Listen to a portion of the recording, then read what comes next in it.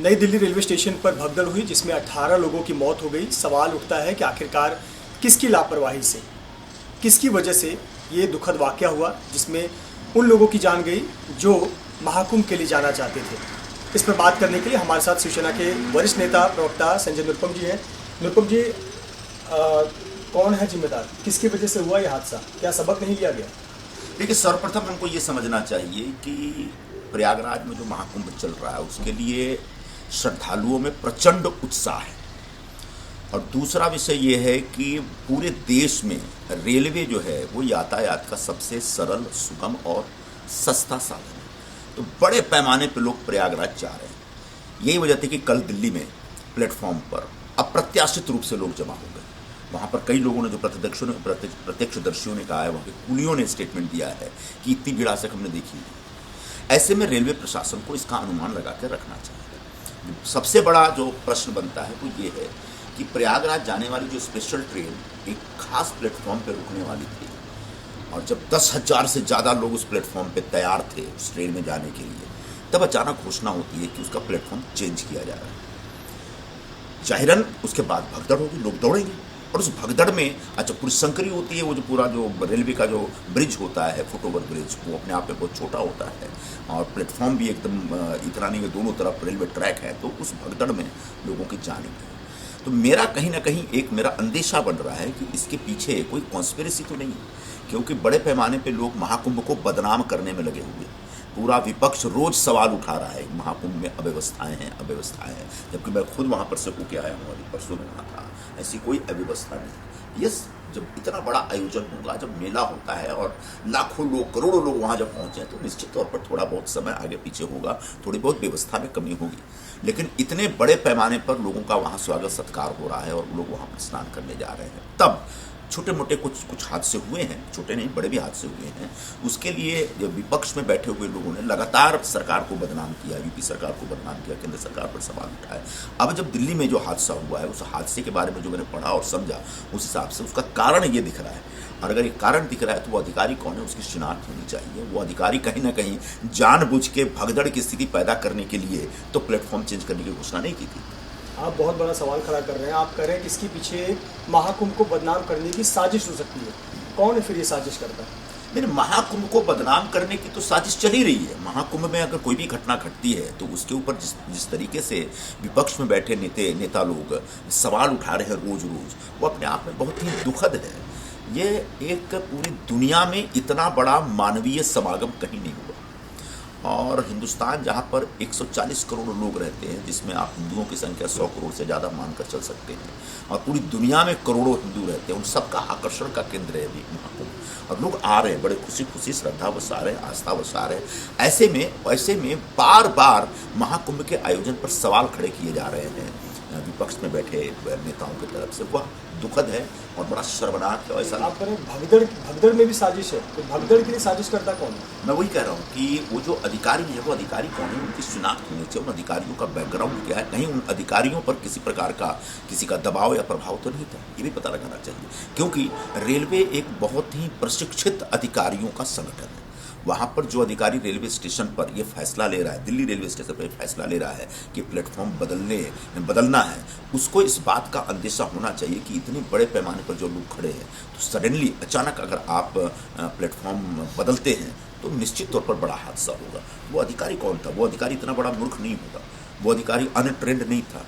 वो अधिकारी से उम्मीद की जा सकती है कि उसको इस प्रकार के अंदेशे का अनुमान होना था। तो क्या जानबूझकर इस प्रकार का फैसला किया गया? वो कौन लोग हैं? जब तक इसकी शिनाख्त नहीं होगी, और शिनाख्त तब होगी जब रेल प्रशासन इसकी पूरी जांच कराए, और एक बहुत विस्तृत जांच के बाद पता चलेगा कि हमारे महाकुंभ को बदनाम करने का एक षड्यंत्र भी हो सकता है। क्या ये रेलवे की जिम्मेदारी नहीं बनती है कि वो आकलन करे कितनी संख्या में यात्री एक ही बार में प्लेटफॉर्म पर आ जा रहे हैं, इतनी ज़्यादा संख्या में टिकट बेचे जा रहे हैं जनरल क्लास के? बिल्कुल, ये आपने बहुत अच्छा सवाल उठाया है। रेल प्रशासन को इस बात का अंदाज़ा मिलना चाहिए कि पूरे हिंदुस्तान से लोग बड़े पैमाने पर प्रयागराज की तरफ जा रहे हैं। तो सबसे पहले प्रयागराज के लिए स्पेशल ट्रेनों की संख्या बढ़नी चाहिए। फिर जिनको आपने टिकटें दी हैं उसके आधार पर ट्रेनों की संख्या का आकलन होना चाहिए। तीसरा बड़ा विषय ये है कि जब हमने एक देखा अभी कि बिहार में जो ट्रेनें जो बंगाल से आ रही थी उसके खिड़कियाँ तोड़ दी गई। अब आपने टिकटें बेच दी है, एक ही ट्रेन आ रही है, ट्रेन ऑलरेडी ठसाठस भरी हुई है, अब उस ट्रेन में लोग जा नहीं सकते, जो अंदर है वो आने नहीं दे रहे, जाने वाले अंदर जाना चाह रहे हैं, तब आपको स्पेशल ट्रेन, विशेष ट्रेनों की व्यवस्था ज़्यादा से ज़्यादा करनी चाहिए, क्योंकि लोग बहुत जोश और उत्साह में प्रयागराज जा रहे हैं। तो ये जो विशेष ट्रेनें चलाई जानी चाहिए, स्पेशल ट्रेनें, तो ये तो रेल मंत्री जी करेंगे? रेल मंत्री जी भी कर सकते हैं और रेल प्रशासन भी कर सकता है, और मुझे नहीं लगता कि ट्रेनों की इतनी संख्या हमारे पास कम है। रेल मंत्री की जिम्मेदारी बनती है इस हादसे को लेकर? नहीं, इसलिए कि अब नैतिकता वाली बात एक अलग होती है, लेकिन प्लेटफॉर्म नंबर चेंज करने का फैसला कोई रेल मंत्री नहीं करता, वो वहाँ पर स्थापित जो अधिकारी होते हैं वो करते हैं। तो निश्चित तौर पर बड़ी जिम्मेदारी और पहली जिम्मेदारी है अधिकारियों की। मौनी अमावस्या के दिन महाकुंभ में भगदड़ हुई थी, तभी भी 30 लोगों की जान चली गई, बहुत सारे लोग घायल हुए। क्या उस घटना से सबक नहीं लिया गया? उस घटना से सबक लेना चाहिए था रेल प्रशासन को, क्योंकि मैंने जैसा प्रारंभ में कहा आपको कि रेलवे जो हमारे यहाँ यातायात का सबसे सुलभ और सस्ता साधन है, माध्यम है, और हिंदुस्तान का जो बड़ा वर्ग है, समझ लीजिए कि लगभग 75-80% लोग वो रेलवे से ही सफ़र करते हैं। तो अब आज संडे है, कल शनिवार था, तो रविवार की छुट्टी की वजह से ज़्यादा लोग प्रयागराज जा सकते हैं, और इसका अनुमान और अंदाज़ा रेल प्रशासन को, दिल्ली में जो बैठा हुआ रेल प्रशासन है, खासकर जो नॉर्दर्न रेलवे के जो लोग हैं, उनको होना चाहिए। आप खुद एनडीए के घटक दल हैं, एनडीए की बहुत महत्वपूर्ण सहयोगी पार्टी है, महाराष्ट्र में आप सहयोगी पार्टी हैं, मजबूत सत्ताधारी पार्टी के साथ, और केंद्र में आप साथ में हैं। क्या नैतिक रूप से रेल मंत्री को इस्तीफा देना चाहिए?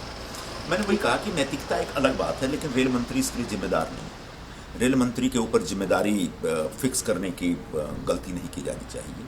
हाँ, एक ऐसा वक्त है जब लोग ज़्यादा से ज़्यादा संख्या में ट्रेन से सफ़र करना चाहते हैं और चाह रहे हैं, और उनको वो सारी ट्रेनें, सारे लोग प्रयागराज की तरफ ही जाना चाहते हैं, तो निश्चित तौर पर रेल प्रशासन की तरफ से विशेष और ज़्यादा से ज़्यादा इंतजाम होना चाहिए था, जो कि नहीं दिख रहा है।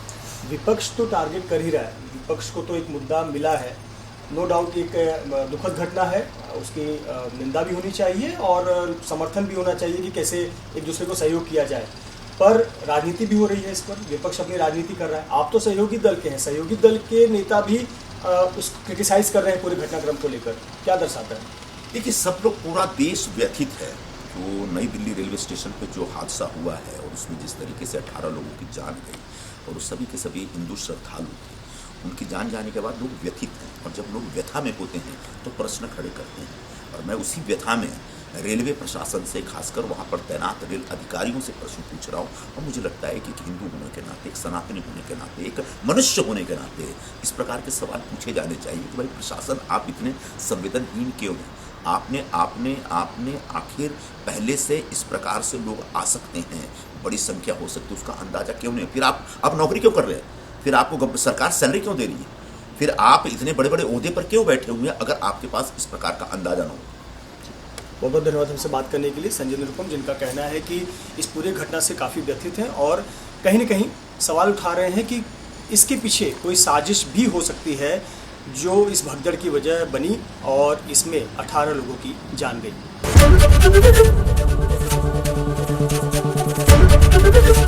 एबीपी गंगा, खबर आपकी, जुबान आपकी।